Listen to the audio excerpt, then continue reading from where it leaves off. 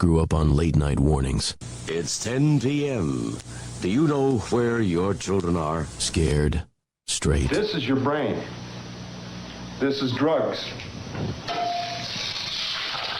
This is your brain on drugs. Any questions? And were inspired by movies that defined a generation. We were all pretty bizarre.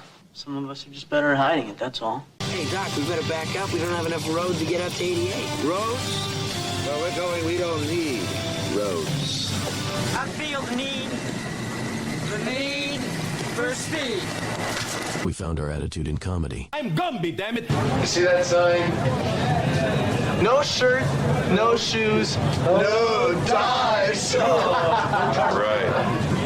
Learn it. Know it. Live it. And our identity in pop culture. I want my MTV! I want my MTV. I want my MTV. What you talking about, Willis? Keep your feet in the ground and keep reaching for the stars. This is Gen X Men with Bill Rowland and Gary Dollarhide. Life moves pretty fast.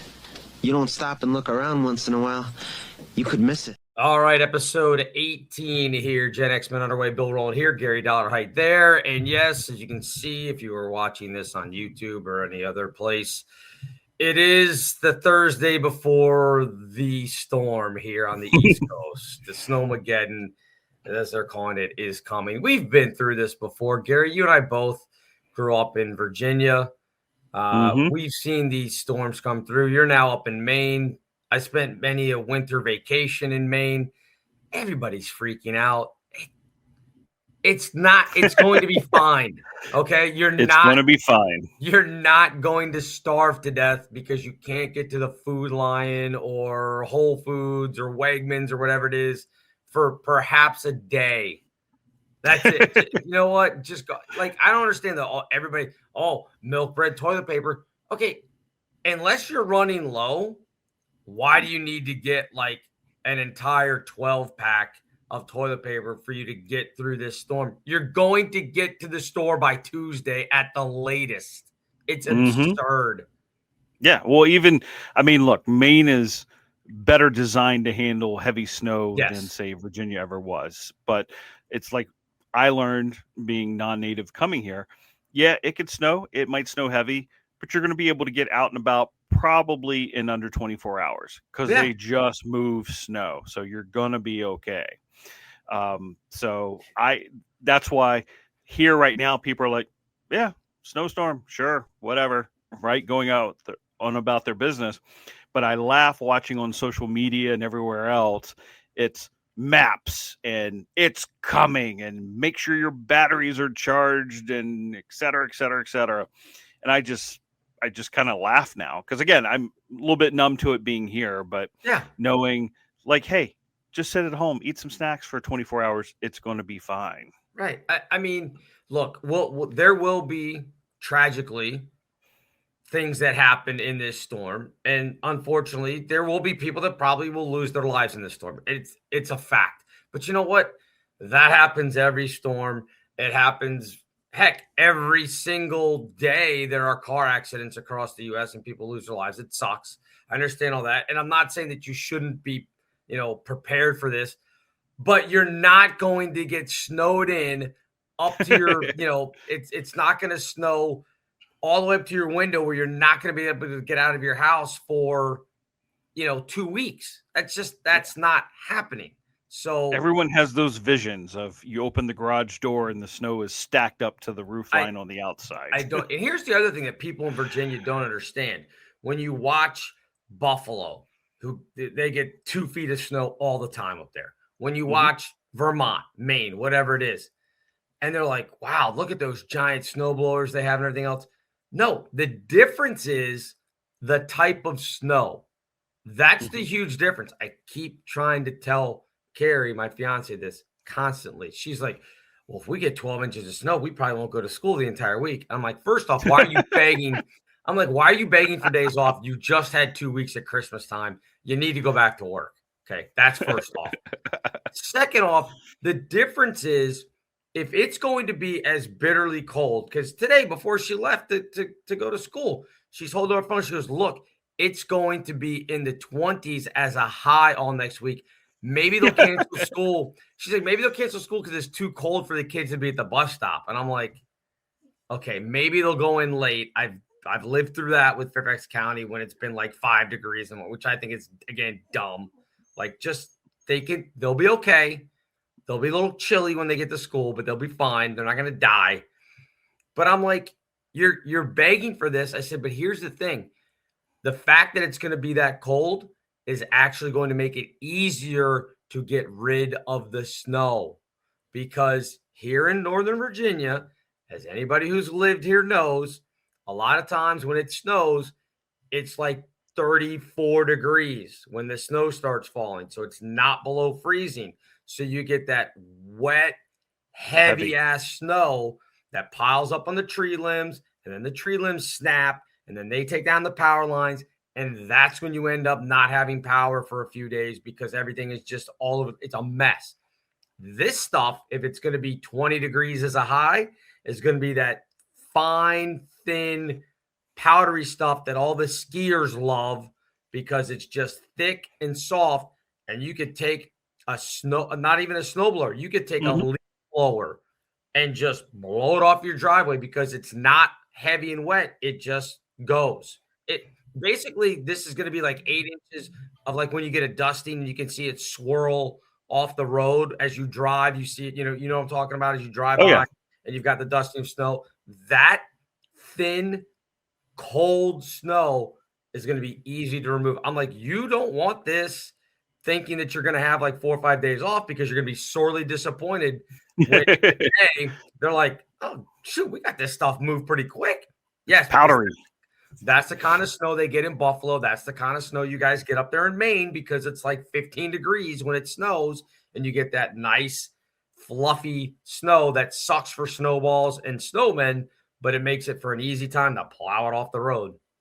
Yep, it does that. And honestly, snow appears because of some of those reasons.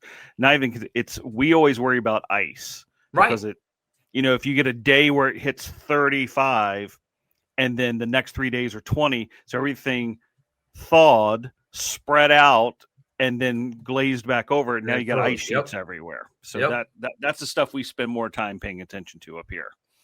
Yeah, I mean, it's the same thing here. You'll get the black ice when, again, if it snows all day and it's, 35, 36, and it'll pile up on the lawns and everything, but it'll be just wet on the roads. And then it drops down to 25.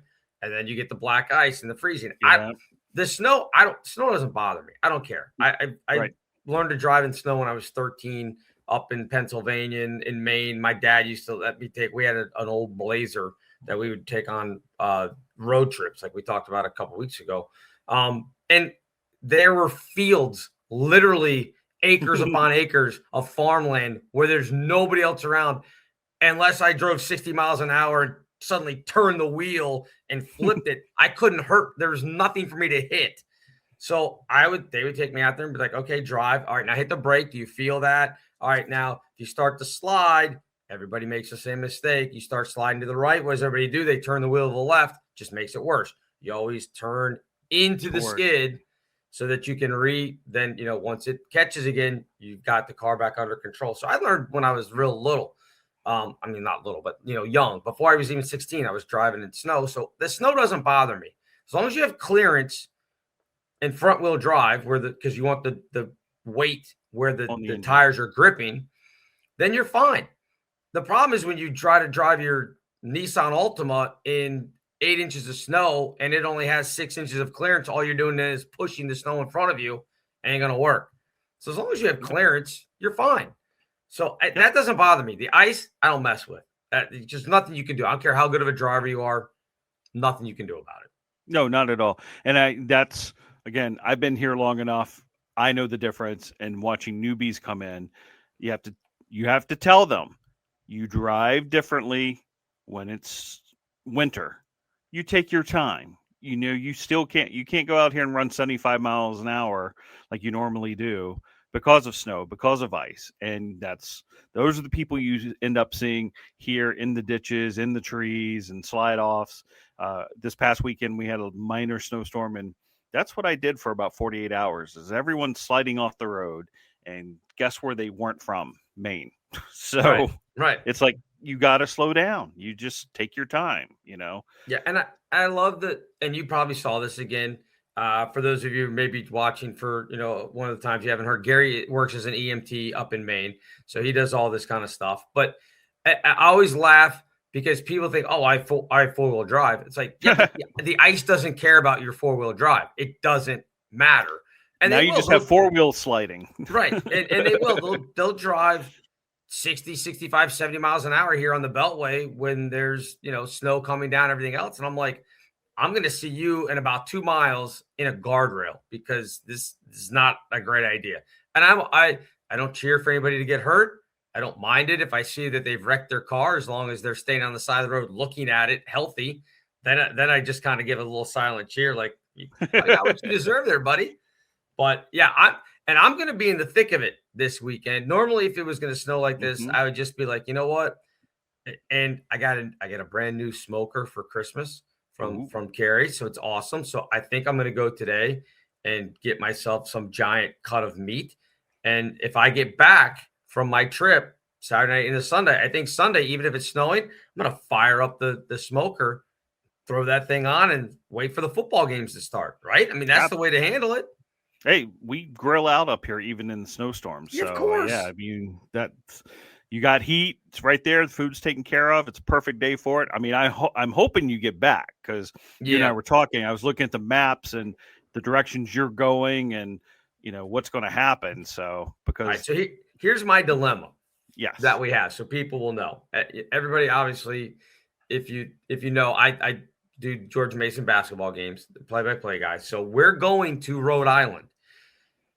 They're not supposed to get snow there in Rhode Island. I've looked. Friday here, it's going to be nice. It's going to be 53 here today as we record this on Thursday. Yeah, it's crazy. And then 40-something tomorrow. So I'm not worried about getting out tomorrow. We'll get out. There's no weather up in Rhode Island. They had a little bit of rain, I think, yesterday and today, but it's going to be gone. So it should be a good flight going up there. The game is at 2 o'clock on Saturday afternoon in Providence, or Kingston is where University of Rhode Island is. We are flying out back commercial, not the team. We're not on their charter. Me and another guy who works at Mason had to fly commercial because they filled up the charter with various other people. So we are trying to get from Kingston to Providence, about a half-hour drive, immediately after the game to get on a 7 o'clock flight. So we are rooting. Can't have overtime. We can't have a big long thing because he's got to finish up, he's a sports information director. He's got to get the story put out, all this other stuff. He has to stay. We can't just immediately go because he has to make sure that Coach Skin gets to whatever press conference he needs or whatever else. We can't really leave until all of that is taken care of. And then we got a half-hour drive to get to the airport. Now, we both have TSA pre-check. Neither one of us are checking a bag, so we should just be able to zip right through security and everything. We don't have to do anything else. We'll check in the day before, online. So we should be good. The question becomes, the plane takes off at 7:02 Eastern time in Providence. It's expected to land just before 9 o'clock. So that means it's a small-ass plane. If it's going to take nearly 2 hours to get from Providence to Reagan, it's probably going to be a prop plane with my luck. So I think it's a 2x2. Up there, it's not. Up there, our flight's like an hour. But coming back, it's twice as long. So, and the seats are 2x2 instead of 3x3. So it's a smaller plane, obviously. So the question is, can I get out of Providence before the snow hits there and get into D.C. in time before it gets really bad here and they can't clear the runways? I got to hit that window. Or here's my other option. You tell me if I'm nuts. I'm going to rent a car and drive home because if I can't get out from Providence to D.C. Saturday night, the snow is only going to get worse the longer I stay in Providence. It's just going to show up.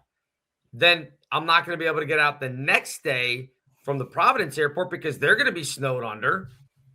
And then I'm waiting until Monday. And if it's really, really bad, maybe not getting until Tuesday. I don't want to do that. I don't want to spend another 48 hours in Rhode Island. No offense to people who live in Rhode Island. No, thank you. I'm not in Newport. I'm not going to be in Newport. I'll be in Providence or Kingston. No, thank you. So a part of me, see, I'd lean differently. I'd be like, how am I going to stay here and make Mason foot the bill because I got snowed in? Take Yeah, 2 but what days am I off going on to their do? dime. I mean, just going to sit in a hotel? That sucks. Well, I mean, is it a good hotel? I mean, is there No, it's pools or hot Kingston, tubs? Rhode Island. It's Kingston or Providence. I mean, I guess Providence is okay, but what am I going to do? Go hang out at Brown? Come on. There's good pizza there. There is. There is. I know a couple of spots, actually. But if we were staying in Newport, maybe it'd be different. They're not going to foot the bill for me to stay in a $300 hotel in Newport for 2 extra days. True. They're going to be like, get the Holiday Inn at the airport and wait. Yep. So yeah, I would I guess I'd be more of the, hey, look, I'll make every attempt to try to get out, but if it doesn't, I'll be okay. You were talking about driving, and that's where you and I differ, because I'd be like, man, driving that long. I mean, I like some road trips. I just in the snow, who knows what's going on in the Jersey Turnpike, everything between you and DC. I would just be like, yeah, I'm going to settle down and wait this one out, just because, the not pressure, but just stress of trying to drive south in the middle of the storm. I would avoid it if it were me. I think, and I don't blame you. I mean, I probably should just stay up there, but I can't. I hate being stuck and at the mercy of somebody else telling me when I can and can't leave. That's what bothers me, is the fact that they're like, no, you're not going to be able to get out. Well, I'm like, well, yeah, I can take a car. I can get home. I can get home myself. I like the idea of being self-sufficient and not relying on somebody else telling me, okay, we'll let you leave. You're just kind of stuck there, right? Yeah. So my thought is, Rhode Island. If I'm stuck there Saturday night, it's because things are happening in DC, not because they're happening in Rhode Island. So I figure going from Providence, it probably doesn't get bad until I get down around Baltimore. Like I figured the Jersey Turnpike and everything, like they do a pretty decent job, because it is a main thoroughfare of keeping it relatively clean and running and plowed. It's not going to be, I don't think Saturday night it's going to be like, it's already, they have 6 to 8 inches there on the Jersey Turnpike. I think it's just going to be starting. So I don't think it's going to be that bad. The last hour of the drive, hour and a half, when I get into Maryland and Baltimore, that's when it's going to get bad, because these people around here don't have A, any clue how to drive. B, they won't have done a good job of maybe getting the road plowed, even though it's 95. I mean, the nice thing is it's highway pretty much all the way to my house. Until I get to my neighborhood, it's either a major interstate, or I can go down and the exit to 234, and it's a 4-lane, 2 lanes on each side, drive all the way to my neighborhood. So it's not like I'm having to cut through. Like I was talking about, if I had to go to Mason on Sunday for the women's game, like normally for people to know the area, I'd have to cut through a place called Clifton, which is all back roads and, hills and curves. No way. I'd have to take the long way around and go up to like 66 and cut across that way to get, because then at least, again, you're on major roads the entire way there. Yeah. So I figure as long as I'm on major roads, worst case scenario, I get into my neighborhood. It's now probably close to 1 a.m. It's been hammering snow. Maybe there's 6 inches. I can't get to where I live. There is one hill to get up to my street. I park the car on the side of the road and I walk. It's less than a mile from the front of the neighborhood to my door. Uphill both ways? No, just uphill one way. There is a hill. I mean, I would walk down the hill and then flat, and then I have to go up a hill. But yeah, I mean, it's a mile. Like I'll have boots. I'm not going to be dumb enough to not pack boots with me. I'll have boots. I'll have gloves. I'll have a big heavy jacket. I can walk a mile. I can last 20 minutes outside in the cold. I'm not going to die. That's my plan. Bad plan? No, not horrible. I would the things I would look at is I would check with the car rentals, because you're going to have to figure all this out at the airport. I know. And say, are you going to be renting in the middle of the storm? Is there any extra fees for me going one way and not returning the car here? It'll cost more, but I'll be able to drive it one way to Reagan where I'm leaving my car. Yeah. So that shouldn't be that big of a deal to take it to another airport. Usually I don't like it if you just take it to some other random place. But airport to airport, I would think it's okay. Here's the other thing I'm banking on, and it's on my list of things I need to do today. I have a couple of kids that used to play basketball for me at the high school. They have now since graduated from college. A couple of them are now managers at Enterprise. There you go. I may have to make a call and be like, hey, any way you can just keep one on hold for me? And then if I don't use it, it's fine. You know, like just have an extra car waiting for me in Providence just in case. Yep. And what's the cancellation fee for that? Maybe I should just go ahead and book one now. I don't think there is fees usually. So yeah, you should probably book it and then release it if it looks like everything's going to go to plan.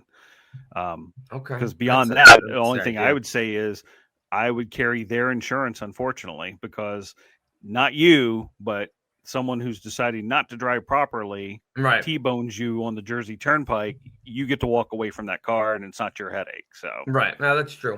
That's a good idea. It costs me a little bit more, but you're only doing it for the day. So if they tack on extra $35-$40, not my problem. If right. someone slides into me because they were, it's still driving NASCAR like in the middle of a snowstorm. It would be absolute to me, and other people would be like, no, that's crazy. It would be absolutely worth it to me, even if I had to pay $100 to get home that night rather than being stuck up in Rhode Island. Yeah. It's worth it. Absolutely worth it to me. I mean, again, every time is money for everybody. I'd rather be home here digging out other people. If it's going to be that bad, I need to get here to shovel things out and get everybody moving. So I'd rather pay $100 or whatever it would be than to be stuck up there in Rhode Island. Well, I mean, just on the surface of you talking about smoking a pork shoulder on Sunday, that's what motivates me. Like, I want to get home because that's how I want my Sunday to be more than anything. Yeah, that's the other thing. I mean, pulled pork comes Sunday afternoon. Exactly. That's the other thing is like, do I want to watch? I mean, again, ultimately, it is what it is. If it's going to be unsafe, it's unsafe. You can't do anything about it. But do I want to watch the NFL championship games on Sunday on some 20-inch TV in a hotel room, or even worse, go down with all the other losers that are stuck at the hotel bar and watch it down there? I mean, it would be okay, I guess, because it'd be a bunch of Patriot fans, I'm assuming, there in Rhode Island. So, I mean, that would be fine. But I'd rather come home and watch it on my nice high-def TV with my slippers on and like you said, the pork shoulder or brisket or whatever. My fiance's from Texas. It'd probably have to be a brisket cooking in the background. I mean, I'd rather do that. I can get home. If I have to drive, get home at like 2 a.m. and fire that sucker up right then. It'll be ready by lunchtime. I won't have to do anything. I just toss it on, fill up the thing. 6 hours later, get up, fill it up again. It'll be done in 12 hours. It'll be great. Perfect weekend. It's perfect. That's what I'm going to do. I'm going to have positive thoughts for you that you hit the window just right. Everything falls in place and you get that flight home. If I hit that window and I make it home and it's just starting to snow as we descend into Reagan and I get to see the snow falling as I look to what would probably be my right, because I think that's the way they're going to come in on landings. And to the right, I'll see the Washington Monument and the Capitol, and I'll be so happy. I will feel so lucky. I will play the lottery that night. On my drive home Saturday night, I will go buy Powerball tickets and figure that I've got the luck. Who are you flying in? American? American, yes. Okay. Yes. So AI will find it for you. I would go figure out where your plane is prior to your flight. Where's it coming from? Because that's gonna play a lot into it, especially Providence being a secondary airport. Yep. Are they going to hold that flight somewhere else and just let Providence set? And so that might give you a clue as well, because you could probably track it during the day. I think you can with the FlightAware app. Maybe. Yeah. And I'll look. You punch in your flight, it'll tell you about your plane and where it's coming from. Like, you can track that plane all day. So you'll know, okay, if it's coming out of Florida and it's going to land here and then go to there, that'll keep you aware of what's going to happen with you, because Yeah. I'd be concerned they're going to do the whole, we're still going to fly, but we're going to be delayed an hour, and we're going to be delayed an hour and a half. Once they start doing that, I think it's done. I wouldn't trust them on that one. Yep. Yeah, because here's the thing, and I had this last week when Mason went to Chicago to play Loyola Chicago. Same thing. We weren't on the charter. So we flew in Monday. We played Tuesday, and then obviously played Tuesday night. There aren't any flights out Tuesday night. So we, the SID and I, flew back out on Wednesday. Well, they had some weather out in the Midwest on Wednesday. It was snowing when we got up there in Chicago, but I'm like, they handle it well, and they did. There's no problems getting to the airport at all. We took an Uber. It was like a 45-minute drive. The runways were fine, everything. We got there, plane was delayed because the plane was coming from Indianapolis, and they were on a ground stop, I guess, for whatever reason, or they couldn't get out. I don't know what it was, but our plane wasn't coming. We were supposed to leave at 11:30. There's another plane that was supposed to go at 12:30, so we switched. They had enough seats. We were able to switch. And then that flight, we didn't even get on the plane till 1:30, sat on the tarmac for an hour, finally got out and got back to Reagan. When we landed in Reagan, my buddy checked it. That flight that we were supposed to take at 11:30, and this is now 5:30 Eastern time, still had not left from Chicago. So if we had not been smart enough to be like, hey, I wonder if there are other seats on these other flights going out, we still would have been sitting in Chicago at 5:30 Wednesday night, and I would have been losing my mind. So that's the thing. That's a great idea. I got to do that ahead of time, because then if I know, hey, this flight's not there, we're delayed, I'm not even going to mess with the delay. I'll just go immediately and go get the rental car. Yeah, I'll just be like, I'm not going to take a chance on waiting. I'll just take a chance that it's not going to happen. Yeah, because Providence, not a very big airport. Nope. Now you're looking at a Saturday night late flight. So the question, where's it coming? Where's it going? Do they want to hold it? There's a lot more going into it than being like a Chicago or something where there's flights all the time, in and out, out. Right. No, this is the only one. A lot of those variations starting to hit there of, well, it's Saturday night, and their operations say, hey, the snowstorm, we're going to hold this plane here. And so, yeah, definitely should pull that up, and that way you'll know, because you might have an idea by game time. I should have you be my travel agent. I'll just give you all my information, and you can track it for me as you're sitting there. Do you have to work this weekend, by the way? I didn't even ask that. I do. That's going to be awful.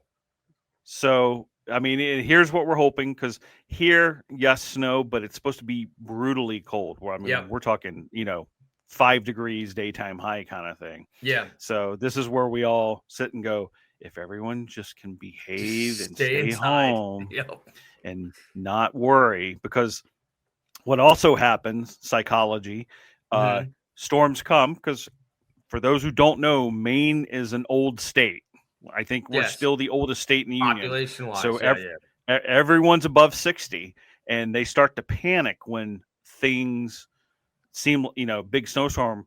All of a sudden, now we've got to deal with, the foot rash that we've had for 3 weeks. Because, oh my God. The anxiety builds up, and all of a sudden you get a rush of, I need to go see a doctor. So, and a lot of times, as we say, it's things that aren't emergencies. They get the anxiety, they get upset, and they want that dealt with now, even though the ER for a lot of these things isn't going to deal with it the way you think they're going to deal with it. Their job is just to keep you alive, stable, and move you along. And here's the question that I have for that, because if you take somebody by ambulance because they've called 911 and you get them to the ER and you drop them off, I mean, your job is done at that point.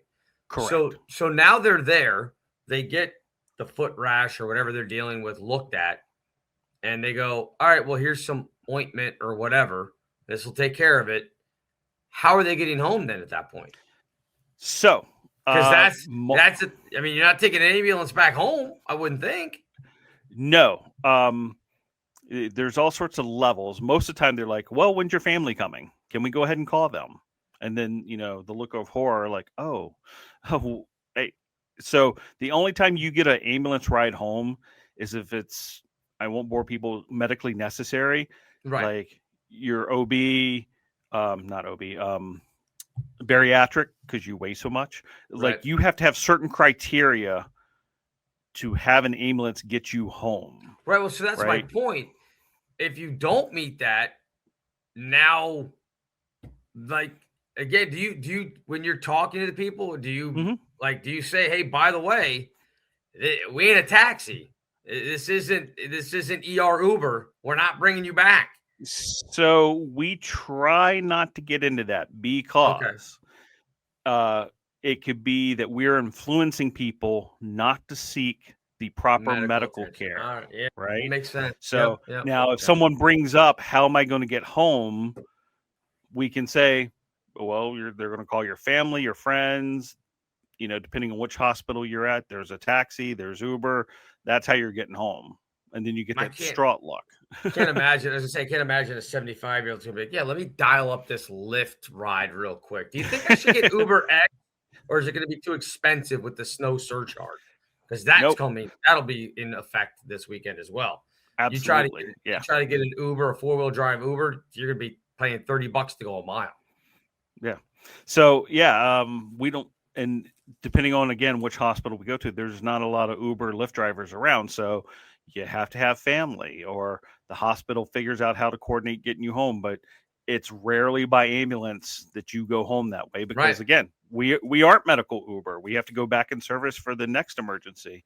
And then so our joke is, especially on the 911 side, we're one way only. We get you there. The rest is up to you. Yep. So yeah, exactly. I mean, that's the problem. Again, we have older parents. We all understand this. I mean, the whole thing. So the nice thing is my mom being from Maine, I was just over at her house actually yesterday to pick up the snowblower that I was storing in her garage to bring it back here because I'd like to have it here. Because my brother-in-law and sister live right next door, so they'll take care of her driveway and everything. She'll just park her car in the garage and she won't leave for the week. It's fine. She again, being from Maine, she gets it. It's not a big deal. But I do understand like the panic of, because she's like, I don't, are you sure you should go to Rhode Island? I'm like, I don't have a choice. Like, what am I going to tell them? Sorry, I'm afraid that there's a little bit of a chance that it may snow and I'll be stuck. So I was like, I can't do that. I'm like, that's not how this works. So, but again, I mean, parents that way. So she's being mom. Exactly. That's a mom reaction. Yeah, exactly. So if you're not going to be watching the football games on Sunday, which again, perfect if you're on the East Coast and you get snowed in, that we have an NFL championship weekend. Because the snow's not going to be here Saturday for, to keep everybody in. It's going to be Sunday and then further along. But after that, what are you going to do? Like if you're stuck inside on Monday, we always talk about it. Do you have any new, I know you weren't a Stranger Things guy. That's already done and everything's over with. Is there something that you're going to have dialed up, ready to go there at the firehouse, or where are you guys at a firehouse? Is that where you guys do your stuff? We're at I guess you could, so the station I work at is a combination senior center, public building, fire department, and then ambulance. Oh, so you got some of them right next door then that you just walk over. If it's a senior center, they're right there in the building? No. It's an activity center. So they congregate there during the week and they do activities. Right. Otherwise, it's like a big social hall, if you will. Oh, like a VFW and then attached to it.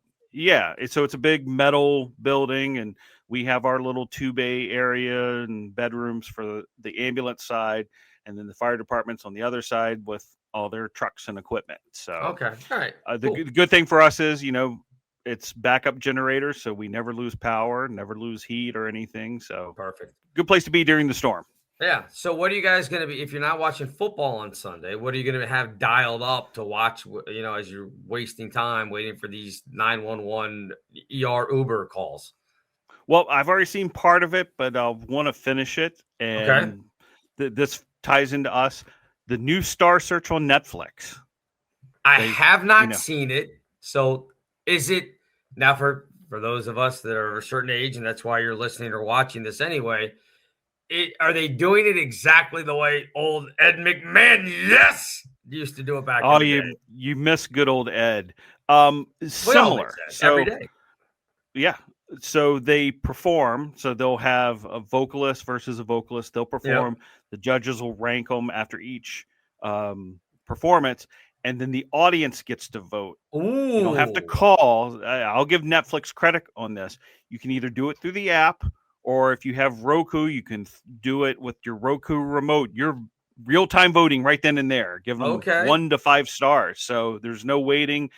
And once they're both done performing, hey, God bless them. They've already figured it out. They've got the judges score. They've got the live, as they said, 160 countries voting tabulation. And you know right then and there who's moving on to next week. There's no wait, no dragging it out to the end of the show, nothing. They just go right at it. Is your vote equally weighed to the judges? Like, so the judges vote.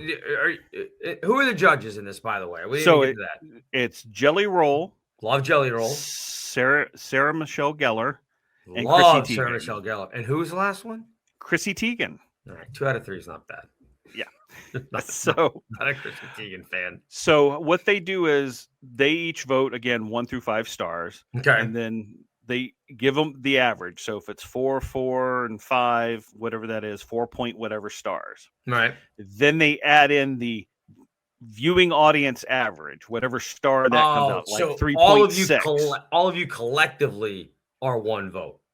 Correct. Okay. And so they take, whatever their average is, 3.5, ours 3.5, add it together and gives you cumulative 3.56, however it lays out. Yep. Yeah. But I mean, it's immediate. And that's why at one point, I don't watch The Voice. I watched American Idol first season. I just got tired of the dragging it out business. Like, tell me who's going to win, right?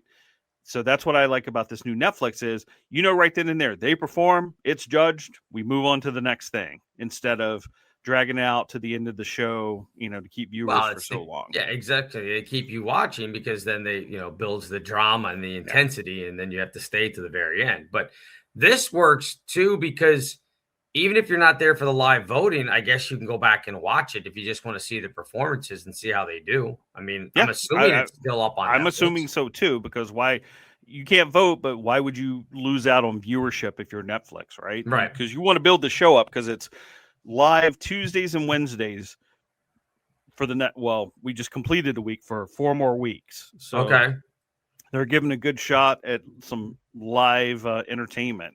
And like I said, I think the voting's pretty good that you can just sit there and click in real fast and be a part of it instead of having to dial this number.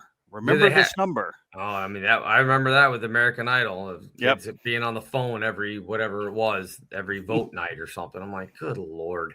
Or this number for that person and this, right? Right. Yeah, that's right. Yeah, that's right. The old Star Search, it was different numbers for different people. Yeah, that's right. And now you just click with your remote and you're done. So is it the same categories? Male vocalist, female vocalist, comedian? I think they did groups at one point as far as musicians and dance troops and all that stuff. So far, they've had male vocalist. Okay. Junior vocalist, which was a boy versus girl. Yeah. So I'm not sure if they're going to do boy versus girl for adult vocalists later. Dance, which I'm kind of, right. One does one thing, one does another. How do you really say who's better? I was going to say, who's better if somebody's doing ballet and somebody's doing tap? Like, it's just what you prefer at that point. And I'm not saying that's what it was. I'm sure there's like hip hop and other stuff that people are doing. But again, like, how are you going to judge a ballerina versus somebody who's doing, say, urban or hip hop dance? Like, it's 2 totally different things. And if you're not versed in either one of them, you're not going to have any idea, she missed her Pile or whatever they call it. Or, he missed that thing. Like, you wouldn't know. So you're just going to be like, that was more entertaining. So they have the variety section, and that's where it kind of gets difficult. Magicians so last night, and that kind of stuff? Magic's its own category. They had some good guys on there for that. Okay. So here's where it comes into play. So last night, it was, let's just call it a 2-person Cirque du Soleil hanging from a trapeze. All right. Hard rock music, flames, he's throwing her around. Everything's beautiful, right? And then the competing act is this woman and her border collie doing tricks. I would vote for the border collie. So I did too. Yeah, of course. But the reality is they are so different. Like, how do you go, oh, that was better? Because it's not even close to what the act is to be able to really judge one or the other. It just, I guess it's just a feel of, I like that better. I like that better. Whereas last night, also, if you get into the male vocalist, to me, they were both subpar, but one was even more subpar than the other. Right. So at least, there's a straight line judgment. You're better than that one, right? You're both singing, and this is what I saw. You sucked less than that guy did, is basically what your vote was. All right. Yep. And so when you get into the variety act, it's like, because earlier in the junior variety act, it was a 15-year-old magician versus 8 girls under the age of 15 called The Force, a dance troupe. Like, we're talking about 2 different things here. Yeah, it's almost that's tough because it's almost like that's the kind of thing with America's Got Talent is you just don't know what is going to come out there and perform. And it's like they're not performing against each other necessarily. Correct. In America's Got. I've only seen like one episode, but it's like either you get to go on to the next week or you don't. Like, yes, I don't think there's any, okay, well, this guy was better than this guy, so we'll vote, as far as I know. And I've never watched The Voice, and I've very just surface level know American Idol, because I never watched that either. So I don't know most of these shows. Yeah. I know MTV did a dance troupe competition as well. So I think it was So You Think You Can. Oh, that wasn't MTV. That was somebody else did So You Think You Can Dance. That might have been ABC. Again, there's way too many of them. Who's the host? Anthony Anderson. Comedian. Comedian. He's had his own show Blackish for a little bit on ABC. I mean, he's good. I mean, he's no Ed McMahon, and but he handles his job well. So and then the judges are fine. So it was just funny that we do have these variety shows, right? America's Got Talent.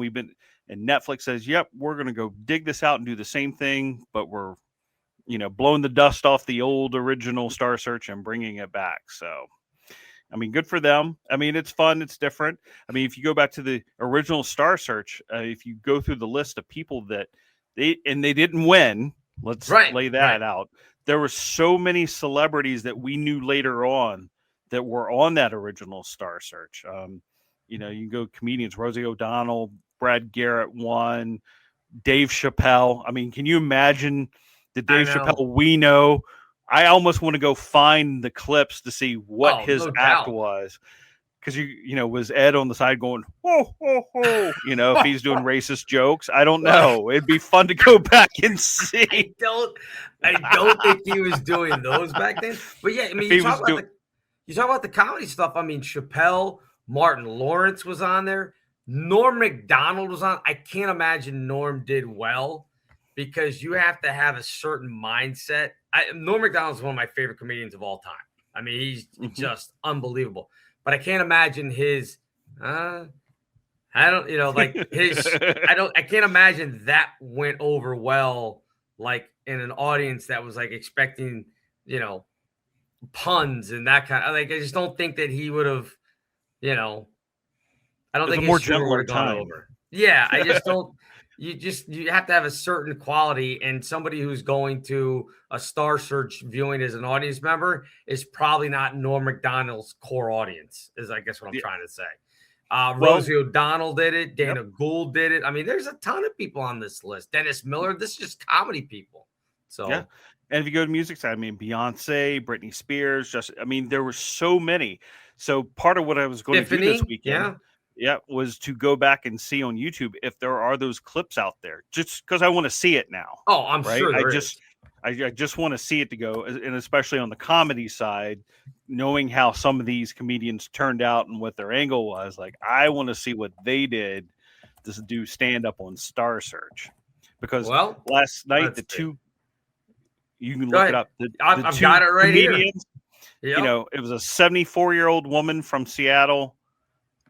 Perfectly fit this old Star Search of just generic and making fun of being old, so give her cred. And then this younger guy who did a musical type where he would sing a song and have the audience respond. He was okay. They weren't glamorous.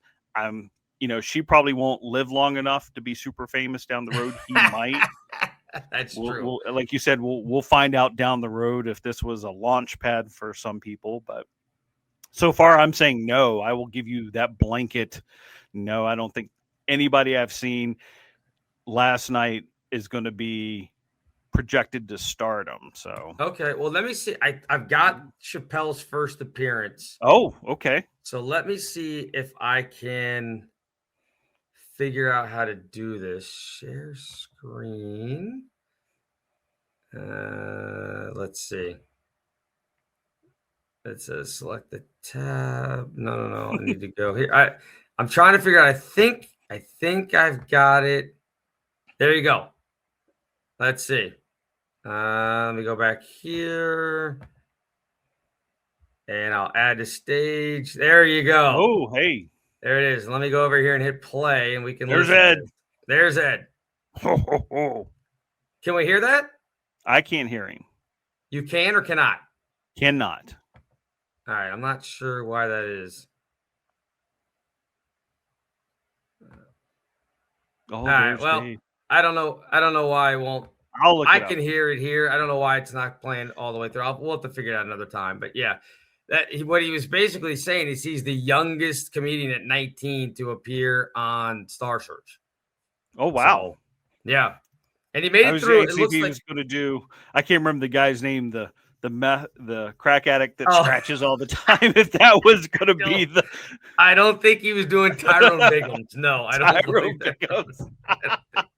I don't think he was doing that. I don't think he was doing the blind KKK black guy. I don't think he was doing that from his show. No. I'll have to figure out. I if I had known that we were going to do that, I would have had it downloaded or whatever. But I'll have to figure out how to do it. But yeah, I mean, there's 3 different parts. If you just go to YouTube and do Dave Chappelle Star Search, it looks like he made 3 different weeks, but he didn't win. So I would be interested to go back to see who beat him and how that's possible, and if that person is still working. Because if they're not, they have an unbelievable story to be like, yeah, I'd be you Dave guys, Chappelle. you guys all know Dave Chappelle, right?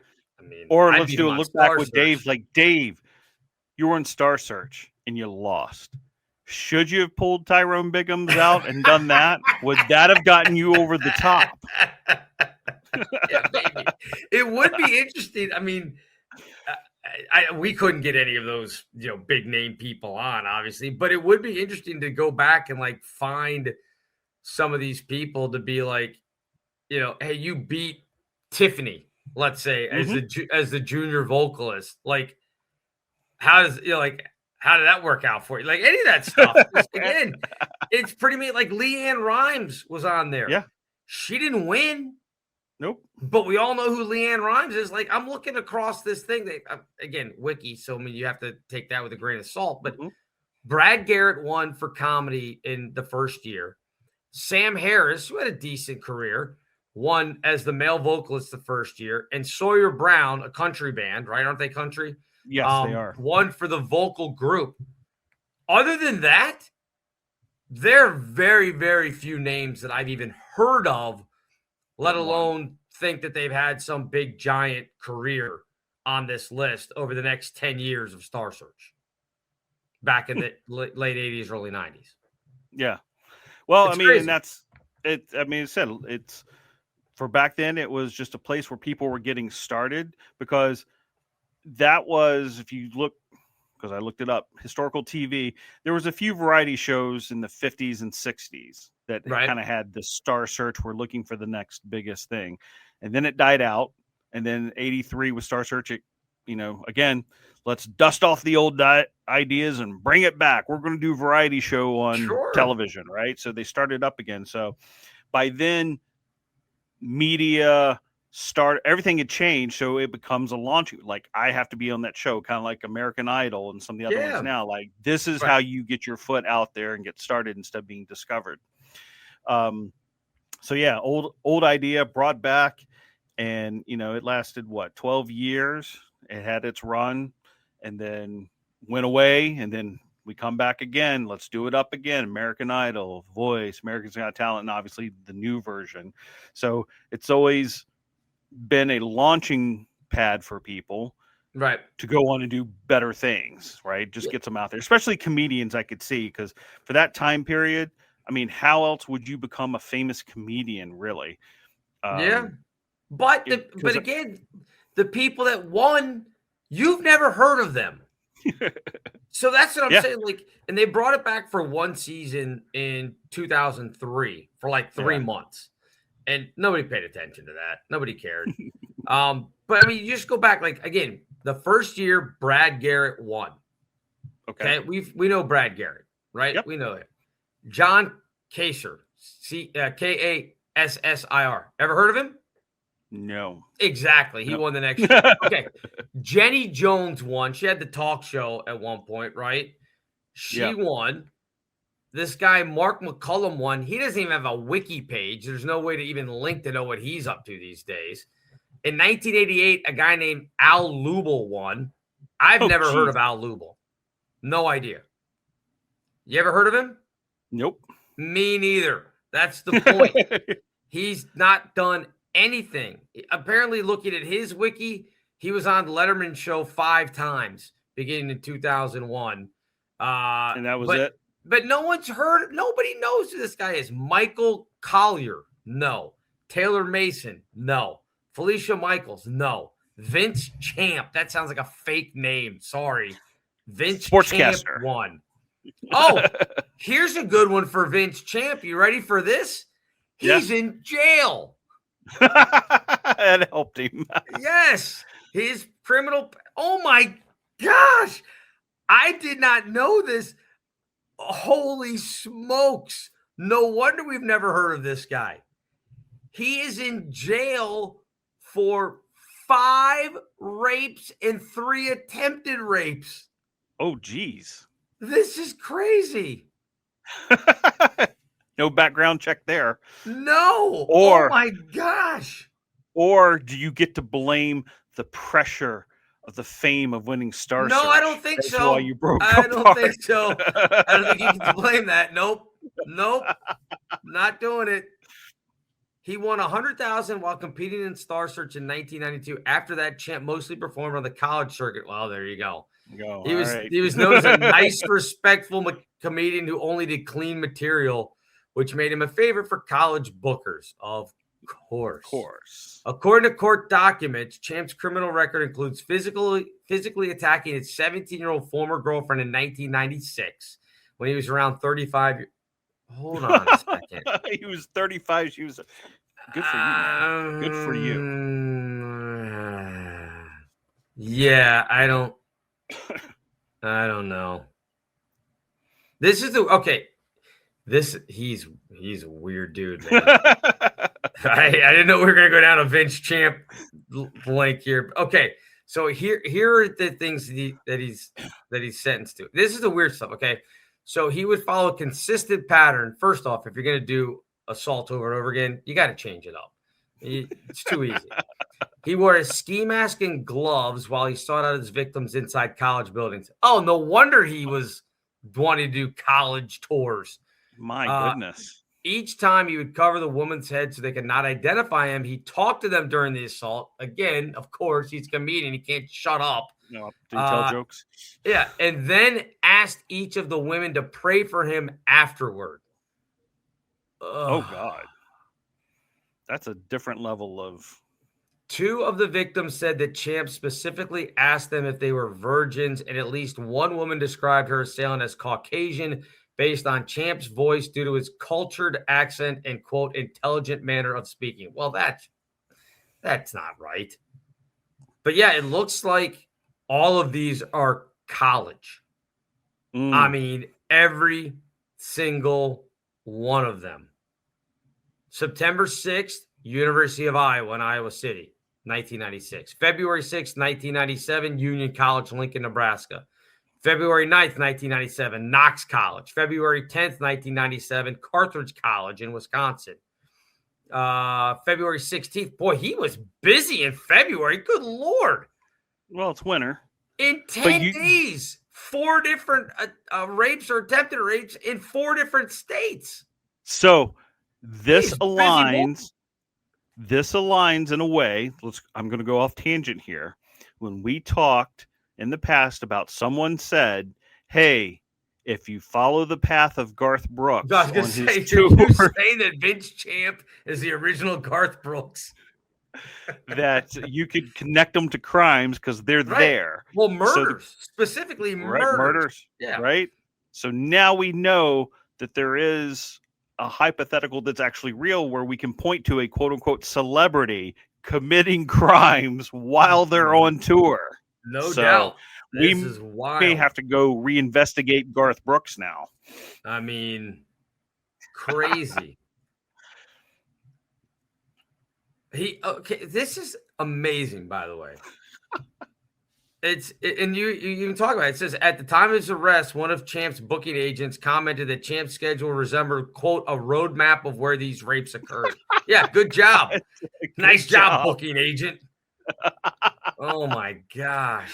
Oh man. So I was thinking we were going to find, if you took the time and went and found one of these old Star Search winners, they haven't done anything, but they still have their website saying Star Search winner 1991, right? Still living on that one victory from way back. But Vince, he took it to a whole new level. That's a whole different level. In prison, Champ taught public speaking and communication workshops for the Toastmasters organizations as of November 2018. I'm not sure that the Toastmasters would want maybe that being put on Champ's wiki page. Just saying. Maybe. Do we know when he's due to get out? It just said 30 to 40 years, and he was convicted in, let me see, I think 2002. It's been a long time before we can. Yeah, we're not getting Vince Champ on the show anytime soon. Not that I think that I'd want to. Well, I just want to talk about Star Search. Yeah, I know. Just tell us how it worked out for you. Yeah. Not well. Although I guess technically, it could have worked out well because he did get a lot of college gigs out of it. Mm-hmm. So that helped his other career path, I guess. Speaking of college gigs, side note here, Carrot Top is 60 years old. I know. That I saw that the other day. I was like, are you kidding me? That just, he looked it. Don't get me wrong. Oh, yeah. I saw him on Kill Tony the other night, but Carrot Top I was like 60. Wow. I know. Well, that's again. I know it's our age group. It barely. He literally by about a month. His birthday is coming up in February. He'll be 61. He just makes being a Gen X. He is an original. He's an OG because he's the first year of Gen X. So yeah. He was on Star Search. Yeah, that's right. Not too far. Okay, yeah. He didn't win. The list I have is so long. He was on there. So yeah. It's again, we're all getting old. Again, the youngest Gen Xers this year turned 46. Ooh. Yeah.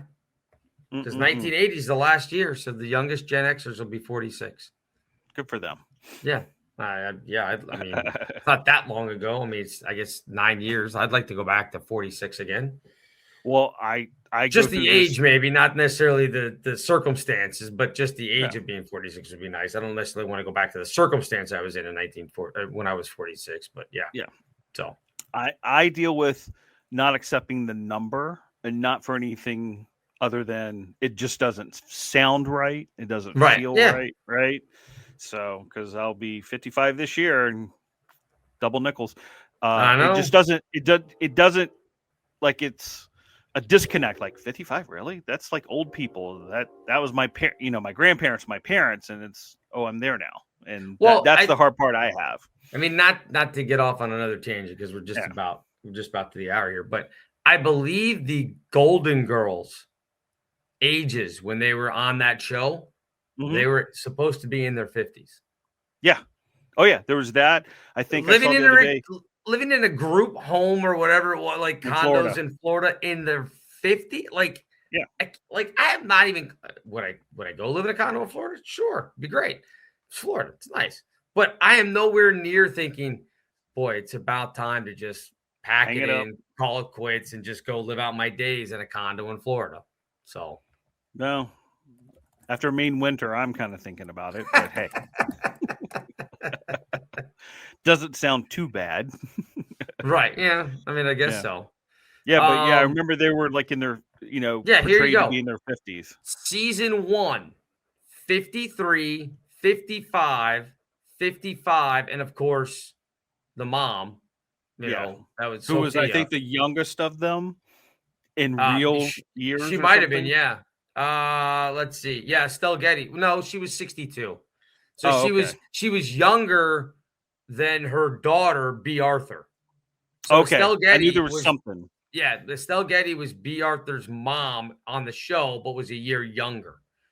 So Blanche, who was Rue McClanahan, was 51. She was supposed to be 53 in the show.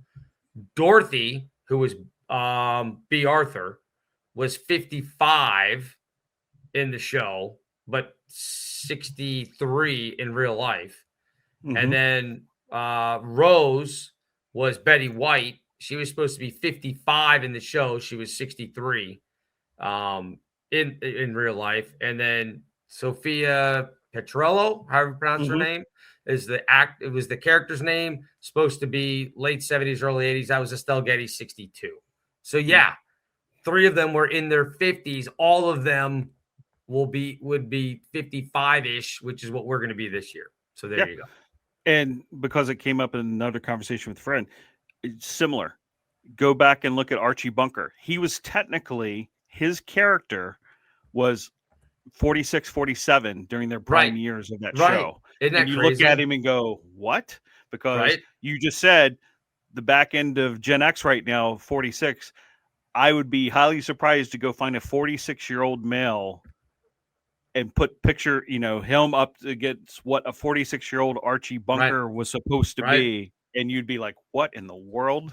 So, well, just think, like, look at again, the picture of the Golden Girls, B. Arthur and all that. And I know they were in their, their own personal ages. They were in their, early 60s or whatever. They were older than what their characters were supposed to be. But you wouldn't now, as a, somebody who's going to be 50, who is 54, will be 55. I don't look at them and be like, that's my dating pool. Correct. Exactly. I mean, that's the weird thing is like, that's grandma. Yeah. So the next time Carrie starts complaining about anything, I'm going to be like, I'm going to pull up a picture of Rue McClanahan from the Golden Girls and be like, 40 years ago or whatever it was, this is what you were expected to look like when you were 53. Do you think you look better or worse than this? All right. Yes. Enough. Stop. So yeah, I mean, it's crazy. She was complaining the other day because she had put on like 1.5 pounds over the holidays. And I was like, where? Like, I don't show me where. She's like, I can just tell. I'm like, okay, sure, whatever. I don't know. It's like it's ridiculous. But yeah, it's wild to think that now. Like, I'm trying to think what was the other one.